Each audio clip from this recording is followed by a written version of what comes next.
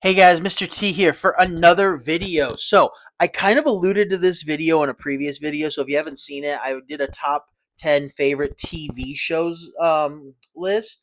And I kind of mentioned this because, spoiler for that, The Office is my favorite TV show.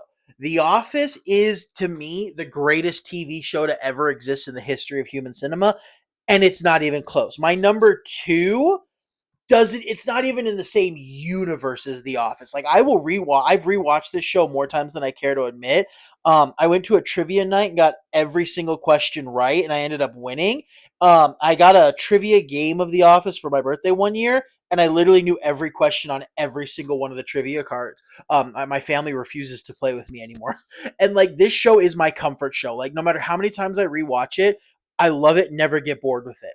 And that new show that came out, The Paper, honestly, I had very little or low hopes for it, but it turned out to not be that bad. Like it's not like a top 20, TV show for me, but it wasn't as bad as I thought it would be. It was a decent show. I thought Oscar was pretty cool. I still got to finish the episodes. I kind of started and stopped, but it wasn't horrible. Again, not great, but better than what I thought. But so yeah, so I wanted to rank my top 10 because again, I love this show. I know it like the back of my hand. This show is cinema to me. I mean, I literally was watching this show on another rewatch as I was making this slideshow. So all right. So now when I started to make this list, I really sat down and thought to myself, you know, who should I include in the ranking? And I thought, because I bounced back and forth, and I finally decided, okay, I'm only going to include characters who were main or starring characters over the majority of the series. So not just the original cast going forward, but like anyone who was in it for 5, 6, 7 seasons as a regular or a recurring or a starring character. So, with that being said, I did create an honorable mentions list for a couple characters that didn't quite fit that. And one of them I forgot to put her on there. I really wish I would have. And honestly, I don't know why I skipped her. But here are my honorable mentions. So Bob Kazamakis, Detective Wallace and Aaron Hannon, and then I did forget to put Joe Bennett. I love Joe Bennett. She was a great character. She only showed up for like 3 episodes, maybe four, but she was a great character, and I should have put her on here. But honestly, Bob Kazamakis, Robert California, right there on the left, David Spade, for those of you who aren't the diehard fans, he probably would be like my top three. Like I loved him in the Office, and again, preface here. I'm gonna have a lot of controversial comments in this video for some of this, and casual Office fans are probably gonna hate me for this, but and maybe even a few diehards. But season 8, like if you really watch it and you don't watch it from oh well Michael's gone, who cares? But you really watch it as a season on its own, it's not that bad of a season.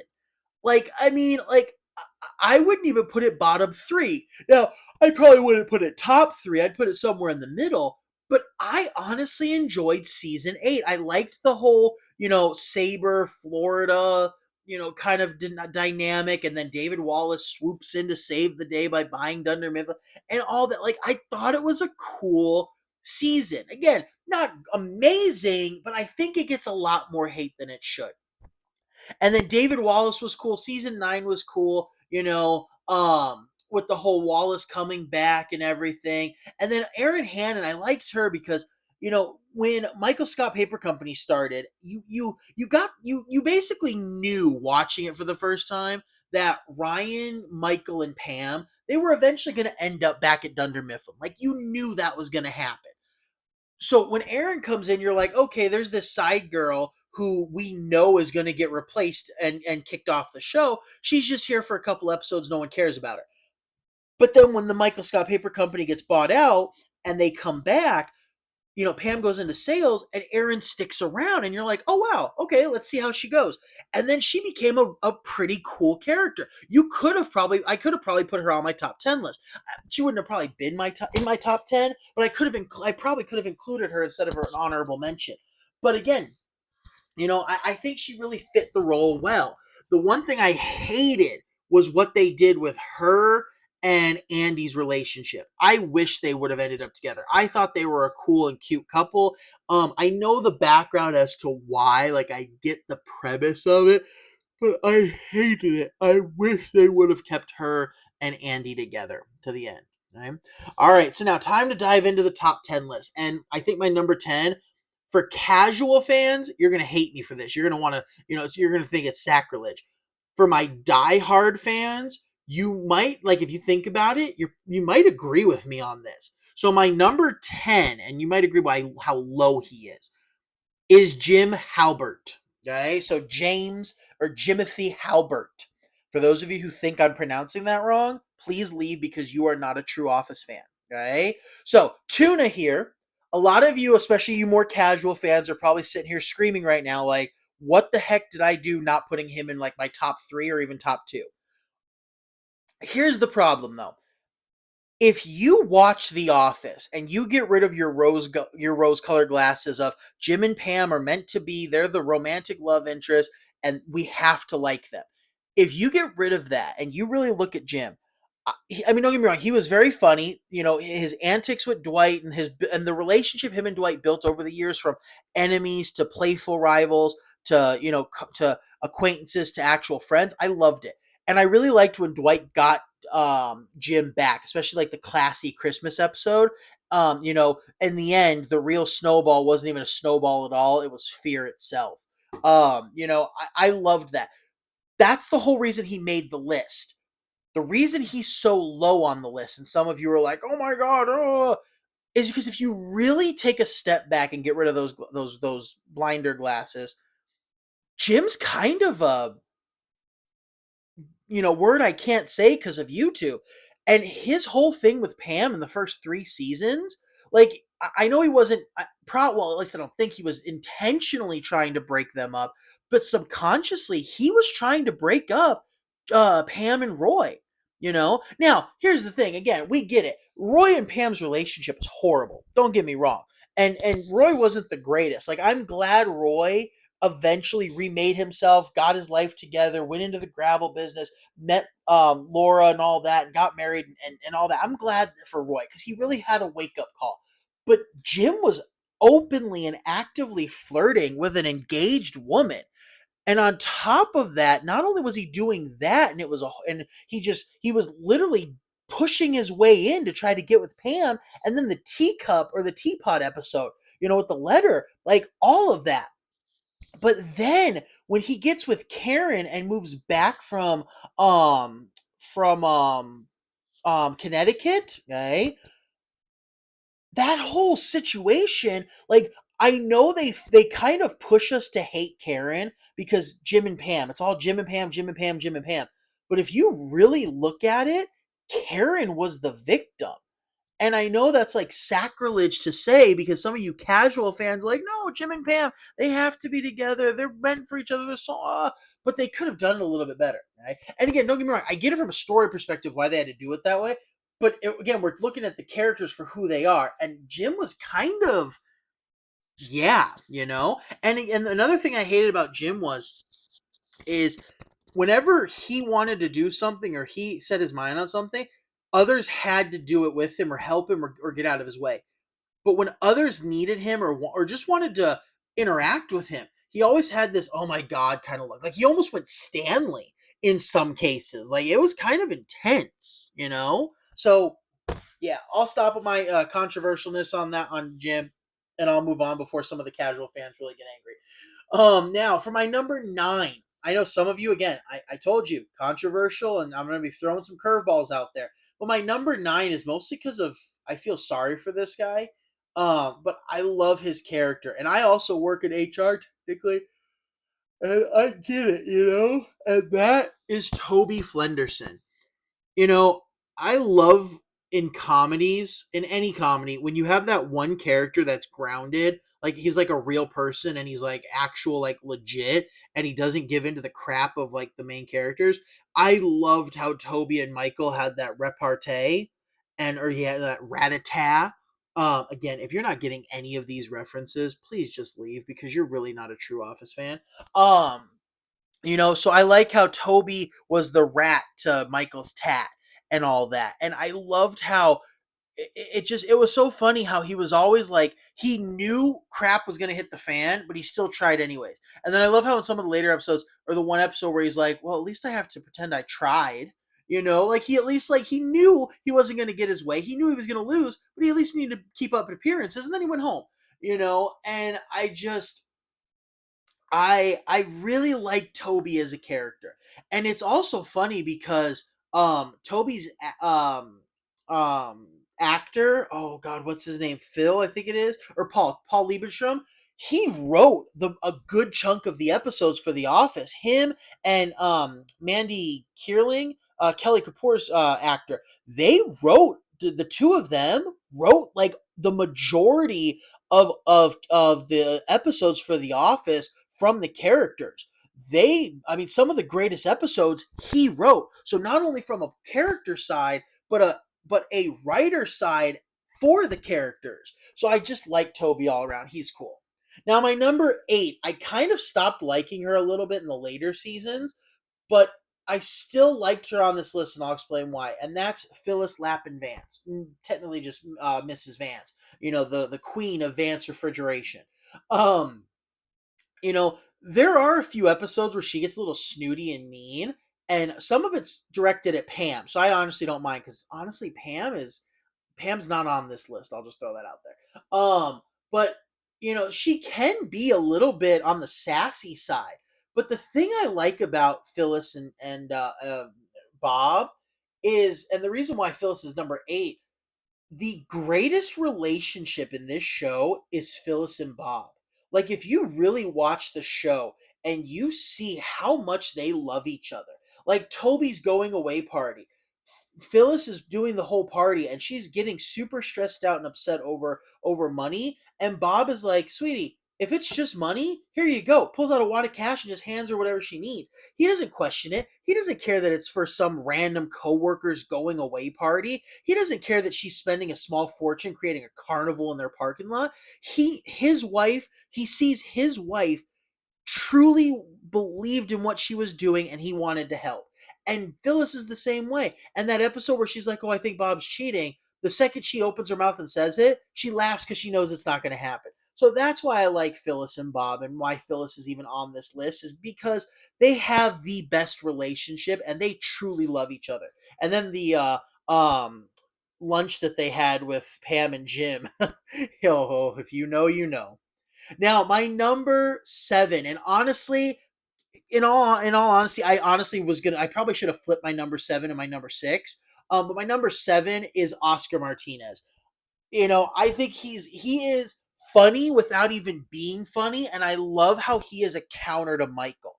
Not the Toby kind of counter, but he is the realistic, grounded in reality, like, "Michael, you can't do that," kind of thing. And even when Michael is laughing and joking straight to his face, he still has that, like, "Oh my god, I need the money so I can't leave, but what the heck am I doing here" thing. And then the whole suck face thing that they did in the earlier seasons, right? Again, if you're not getting these references, why are you watching this show or this video? But I like Oscar, and I thought Oscar was a cool part in the new episode show, The Paper. If you haven't seen it yet, I'm going to spoil something, but it's been out for a couple months now. When Oscar's like, "You know what? I'm not going to do this. You can't make me," and this, that, and the other, and then they do like this little pop up caption. It says, "That waiver Oscar sign is good forever," and I'm like, "Oh, that's kind of funny." But yeah, Oscar is great. He is such a cool character. And he adds a level of funny that you don't expect to be funny. And I think that's what makes it even funnier. So again, I honestly could have swapped him in my number 6. Now my number 6 is Mr. Tommy Bahama himself, Florida Man Stanley. Stanley is hilarious if you really think about it. He's this grump, but whenever he does actually try to be funny, like, I'm dying on the floor. Like, the moments that Stanley pops up and actually does something funny, especially in the later seasons, like the whole meatball incident, and then the whole Florida thing, you know, uh, uh, when he pulls up next to those ladies and he's like, "Can we buy you girls a cocktail?" and all that. And the fact that he's literally going through multiple affairs and everyone is just kind of okay with it. I mean, even when Michael's having the affair, he points to Stanley and everyone's just kind of like, "Okay, well that's just Stanley," you know? But he is hilarious. And then, oh my god, my favorite Stanley moment is with him and Ryan at Poor Richards when he's like he literally puts Ryan in the bathroom yelling and screaming at him, and Ryan's like, "Well, Stanley yelled at me." And that was the scariest moment of my life. And I just thought that was hilarious. That whole situation was so funny. And like how Ryan, this was back before Ryan became a total word I can't say on YouTube. But Stanley's just funny. And then in the episode, when Michael's leaving and he wants to do a Sudoku with Stanley, and he pulls out pictures of art that fell on the ground. I just think he's a great character. He's one of those where he's one of those characters kind of like Oscar where you don't expect them to be funny, but then they're funny, you know? So I think Stanley's awesome. Now my number 5 is the man himself, Ashton Kutcher. Okay. No, it's Kevin Malone. I love Kevin. You know, the Simpleton act, you know, like the episode with the chili when he drops it. I still can't watch that opening scene. Like it literally brings me to tears.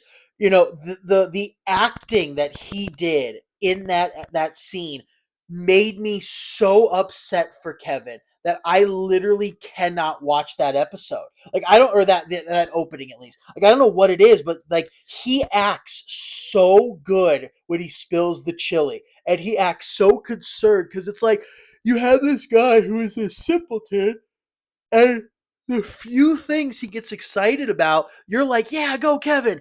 And then his chili, oh, I'm tearing up a little thinking about it. But yeah, he is the backbone of The Office when it comes to the comedy quirks, okay? Not the full blown comedy, but those little quirks. And I love Kevin. Honestly, I probably could have put him as number 4, but I just think Kevin was such a great addition to The Office. He is a solid top 5 for me. Now, my number 4, again, the more I think about it, I probably could have flipped Ashton Kutcher, I mean Kevin Malone, and this guy, but my number 4 is Daryl Philbin. I thought Daryl was funny in the beginning because he would always play into Michael's stuff, and then he'd be like, okay, enough playing, let's be serious. You know, so I loved how he countered Michael while still playing in with Michael. And you could tell, like, even though he messes with Michael, you could tell he genuinely almost feels sorry for Michael because he knows something's wrong there. And I'm yawning. Oh, I always yawn when I make these videos for you guys. But like he can tell something's wrong with Michael, so he wants to mess with him, but he also wants to be serious with him.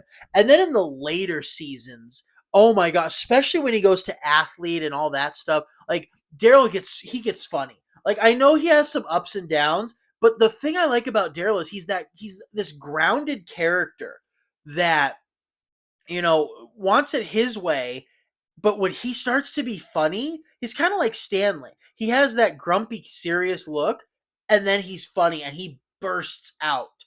And it's funny too because Craig Robinson, the actor, if you look at what he does, he's normally just a straight slapshot comedian. Like most of his stuff, he is a straight up comedian, like Brooklyn Nine-Nine with the Pontiac Bandit. So for him to be reserved and like the normal guy, I think that makes it funnier if you know how he acts in his other stuff. So Daryl Philbin's great. Now for my top 3, I think we're gonna have another controversialness here because I didn't put this guy a little higher. So my number 3 is Michael Scott. I know some of you are probably screaming like, why isn't he number 1 or number 2? But, I loved Michael. Steve Carell made The Office. Like, he did such an amazing job. The problem is, and again, I understand why Steve Carell left. I get it, but we're not talking about the actors. We're talking about the characters for the in-universe reasons why I like them. But Michael left. I know I loved Michael and Holly. I thought they were great together. They were one of the better couples. But Michael left. And those last 2 seasons, which actually weren't that bad. I liked seasons 8 and 9. He wasn't around for them. And that put a big ding into his spot on this list. The other thing that I really hate, and again, I know Steve Carell, was pushing this from behind the scenes, but I'm talking in universe. That's what I'm talking. They followed Toby to Costa Rica when he got hurt. They constantly followed Pam to New York and Jim whenever he went to see her. So it's like they followed them to Canada. Why couldn't they have gone to Colorado to see Michael? Like I get Steve Carell was done. I get that. But could they not have done some shots of a wedding scene that looked like, Michael from behind or Holly from behind? Or at least mention him. Like I wish they would have at least done a scene where they're like, where they were talking about Michael's wedding and going, "Oh, we loved it. It was so great." Like even if it was like Pam and Jim went and Dwight went because no one else could. And they're all sitting around the office there talking about it. Or at the very least, they Pam could get a text message and go, "Oh, you guys want to see Michael's new baby?" Just something to keep him in. He made the show and they just dropped him. And I know why, and I know Steve Carell was like, they walked away and they were like, okay, well, if we're gonna lose the main guy, we need to go a complete alternate direction. And I honestly think that's what cost them a lot of the stand at season 8. I mean, I think the only time they reference Michael in the later seasons is when Pam makes the joke about naming her baby a little Michael Scott. And I think that was just wrong of them. I really think, even if they didn't want to keep Michael a central figure, at the very least, oh look, Michael's new baby on a text message, or oh, Michael's wedding was so great. Just talk about it outside, so Steve Carell didn't have to come back. But I get it. But again, I'm going off in universe. But still, Michael's still hilarious. His 7 seasons that he was there still cemented him as a top 3. Now my number 2, and I hated what they did to this guy, Andy Bernard. Good old Andrew, the Nard dog. Rut-a-dut-dut-doo. You know, Andy's character was amazing. From the moment I first saw him on the show, his character was one of my favorites.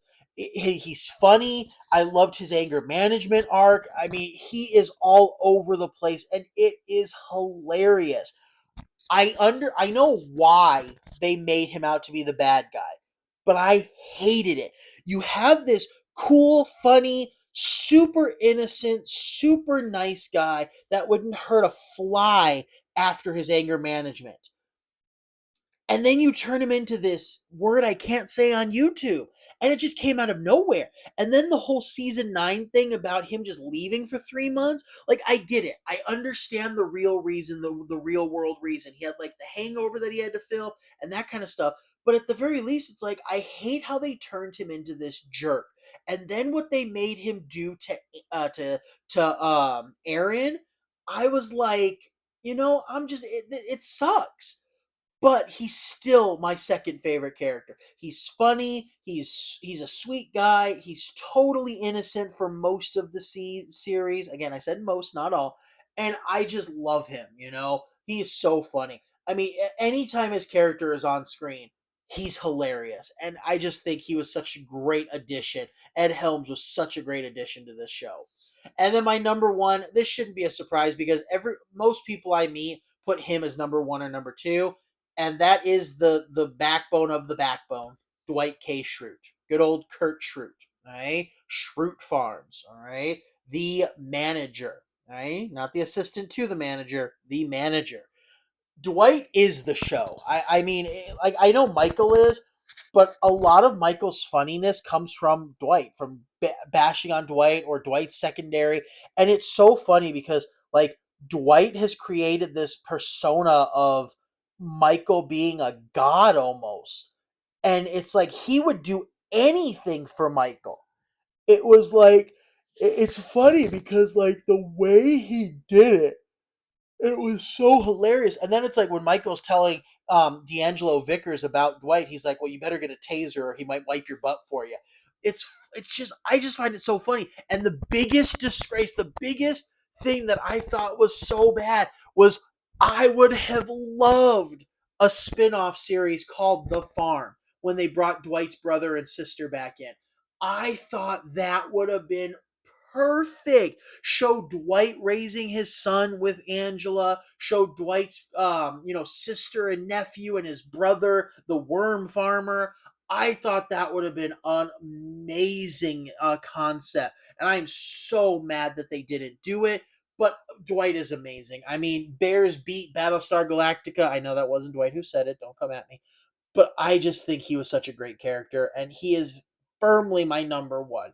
Even if I was only ranking seasons 1 through 7, with Michael fully there, he'd still be my number one. All right. So that's my list, ladies and gentlemen. I know I had some controversial takes. I know there was a few, you know, left wingers out there or curveballs. But I hope the real fans really took a step back to like really think about what I'm saying. And those casual fans, well, hopefully you do, but casual fans usually lock in on one thing and that's it.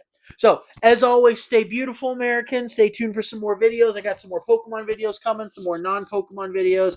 And I'm going to start a few other things too. I might get back to my Mobile America, my Mobile World videos since I'm not teaching history anymore. I still want to be part of it. So, yeah, as always, peace and stay beautiful.